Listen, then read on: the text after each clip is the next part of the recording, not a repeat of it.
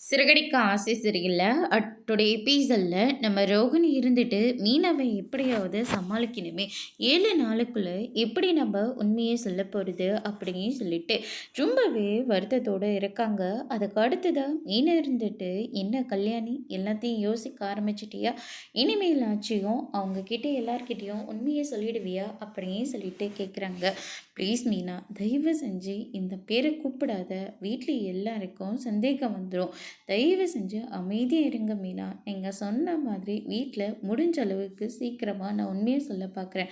ஆனால் எனக்கு 7 நாள்லாம் பத்தவே பத்தாது. தயவு செஞ்சு கொஞ்சம் டைமை மட்டும் மாற்றி வச்சுக்கோங்க அப்படின்ற மாதிரி ரோகிணி வந்து கெஞ்சிக்கிட்டு இருக்காங்க. அதுக்கு அடுத்ததாக மீனா இருந்துட்டு, என்ன 7 நாள் தான் டைமு, 7ஆவது நாள் சொல்லலைன்னா நான் சொல்ல வேண்டியதாக இருக்கும் அப்படின்ற மாதிரி மறுபடியும் சொன்ன வார்த்தையே சொல்லிட்டு போகிறாங்க.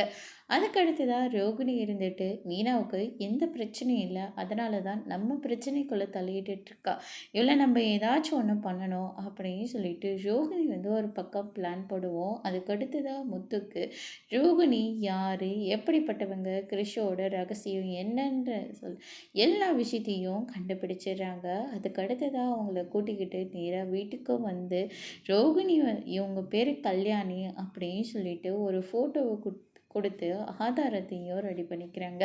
அதுக்கு அடுத்ததாக விஜயா இருந்துட்டு, இவங்க சொல்கிறது எல்லாம் உண்மையா அப்படின்னு சொல்லிட்டு கேட்கவும், இல்லை ஆண்டி உண்மையே இல்லை அப்படின்னு சொல்லிட்டு சமாளிக்கிறாங்க. அதோடு முடிச்சிருக்காங்க.